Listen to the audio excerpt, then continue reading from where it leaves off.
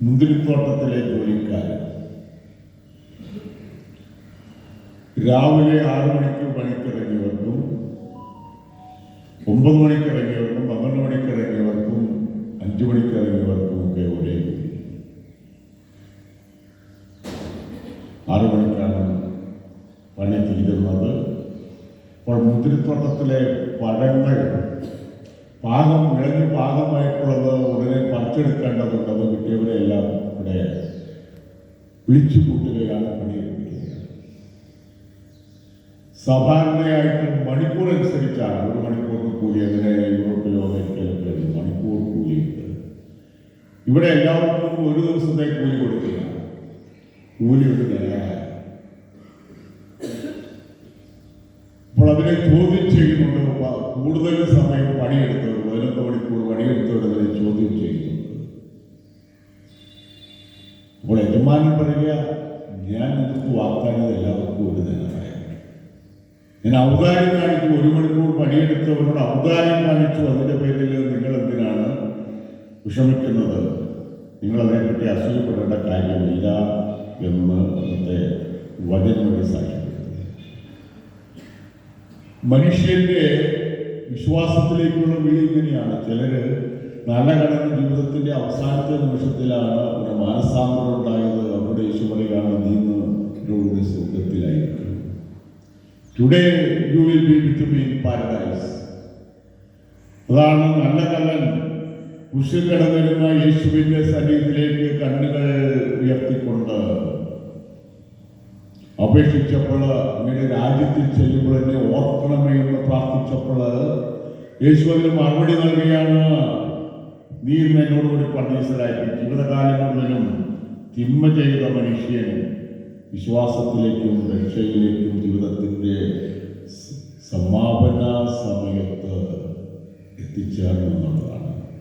ഇന്ന് സാവൂളിന്റെ മാനസാന്തരത്തിന്റെ കഥയാണ്. സാവൂളിന്റെ മാനസാന്തരത്തെ അനുസ്മരിക്കുന്ന ദിവസമാണ്.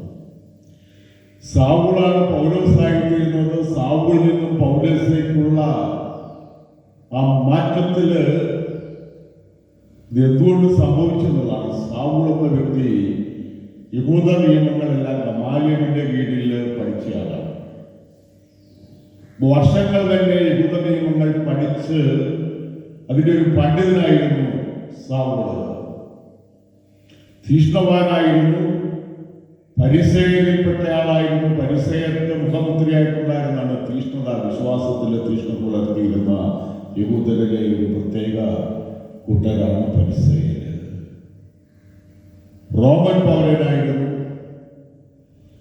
അപ്പോൾ യഹൂദമത വിശ്വാസം വ്യതിരിക്തമായ ക്രൈസ്തവ വിശ്വാസം ആരംഭിക്കുന്ന നാളുകള് അപ്പോസ്തലന്മാര് വിശ്വാസത്തിന് സാക്ഷികളായിട്ട് വചനം പ്രഘോഷിച്ചുകൊണ്ട് പെന്തക്കോസ്ത് ദിവസവും ആരംഭം കുറിച്ച ആ പ്രവർത്തനങ്ങളിൽ ലോകത്തിന്റെ വിവിധ ഭാഗങ്ങളിൽ നടക്കുകയാണ്. അത് വിവിധരുടെ ഇടയിലേക്കാണ് വചന പ്രവർത്തനം നടത്തുന്നത്. അങ്ങനെ ഡമാസ്കസിലെ യഹൂദമതത്തിൽ നിന്നും വ്യതിരിക്തമായി വിശ്വാസം ജനിച്ച ക്രൈസ്തവരുണ്ട്. അവരെ അറസ്റ്റ് ചെയ്യാനും പീഡിപ്പിക്കാനും വേണ്ടി പ്രധാന പുരോഹിതനിൽ നിന്നും അധികാരമുദ്രയുമായിട്ട് പോയതാണ് സാവൂൾ കുതിരപ്പുറത്ത്. അപ്പോൾ സാവൂൾ വലിയ പ്രകാശം കണ്ടു എന്നാണ് അന്നത്തെ വചനത്തിൽ പറയുന്നത്. അവന് കണ്ണിൽ ഇരുട്ട് കയറി വലിയൊരു പ്രകാശം കണ്ടു. ഒരു സ്വരം ഇങ്ങനെ അവനോട് ചോദിച്ചു, സാവൂൾ സാവൂൾ, നീ എന്നെ പീഡിപ്പിക്കുന്നത് എന്തുകൊണ്ട്? അപ്പോൾ പൗലോസ് ചോദിച്ചു, കർത്താവേ, ആരാണ്? അവൻ പറഞ്ഞു, നീ പീഡിപ്പിക്കുന്ന നസ്രായനായ യേശുവാണ് ഞാൻ. എന്റെ കൂടെ ഉണ്ടായിരുന്ന പ്രകാശം കണ്ടെന്നാൽ എന്നോട് സംസാരിച്ചവന്റെ സ്വരം കേട്ടില്ല എന്ന് പൗലോസ് പറയുകയാണ്. പൗലോസ് ചോദിച്ചു, ഞാൻ എന്താണ് ചെയ്യേണ്ടത്? ഇരുന്നേക്ക് ഡമാസ്കസിലേക്ക് പോവാ, നിനക്ക് വേണ്ടി നിശ്ചയിക്കപ്പെട്ടിരിക്കുന്നത് അവിടെ വെച്ച് നിന്നോട് പറയും. പ്രകാശത്തിന്റെ തീഷ്ണത കൊണ്ട് സാവൂളിന്റെ കാഴ്ചശക്തി നഷ്ടപ്പെട്ടു, ഒന്നും കാണാൻ കഴിയാതെ വന്നു.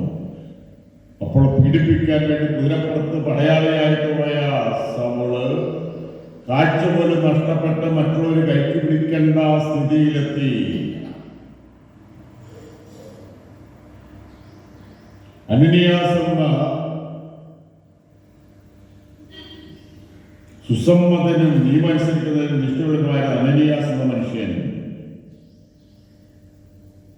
നിനക്ക് കാഴ്ച തിരിച്ചു കിട്ടട്ടെ എന്ന് പറഞ്ഞുകൊണ്ട് സൗൾ വേണ്ടി പ്രാർത്ഥിച്ചപ്പോൾ കാഴ്ച കിട്ടി. അങ്ങനെയാണ് സൗളിന്റെ മനസ്സാകരം. വീണ്ടും മാമോദിസ സ്വീകരിക്കുന്നു. വിശ്വാസത്തെപ്പറ്റി സുദീർഘമായിട്ടുള്ള പഠനങ്ങൾ നടത്തി. അങ്ങനെയാണ് സൗൾ തന്റെ പ്രേക്ഷിത ദൗത്യം പഠനം നടത്തി. ക്രൈസ്തവ വിശ്വാസത്തെപ്പറ്റി ധ്യാനിച്ചു. പ്രാർത്ഥനയിൽ സംവത്സരങ്ങൾ ചിലവഴിച്ചു. അതിനുശേഷം സൗൾ പൗലോസായിട്ട് സഭയ്ക്ക് വേണ്ടി വിജാതിയുടെ അപ്പോസ്തലനായിട്ട് കടന്നു വരികയാണ്. പൗലോസ് പറയുന്നുണ്ട്,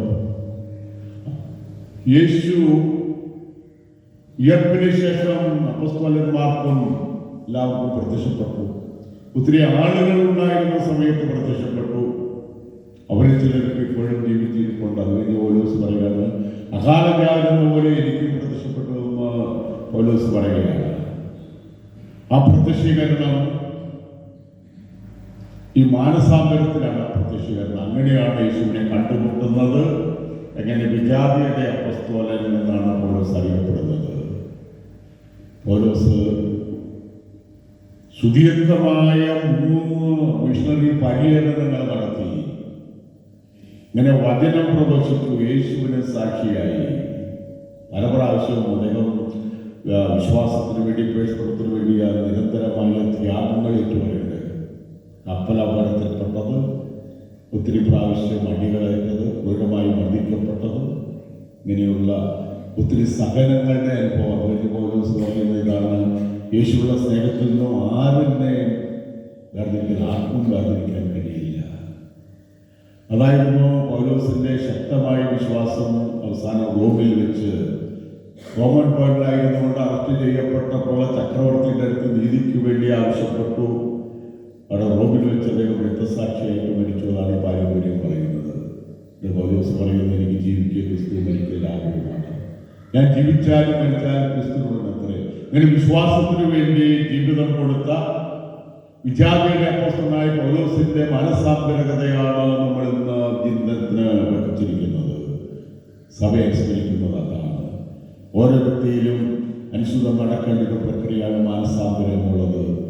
നന്മയുടെ വഴിയോട് നീങ്ങുക എന്നുള്ളത് ഈ ലോകത്തിൽ നമ്മുടെ ജീവിതം മുഴുവൻ ഒരു വെല്ലുവിളിയാണ്.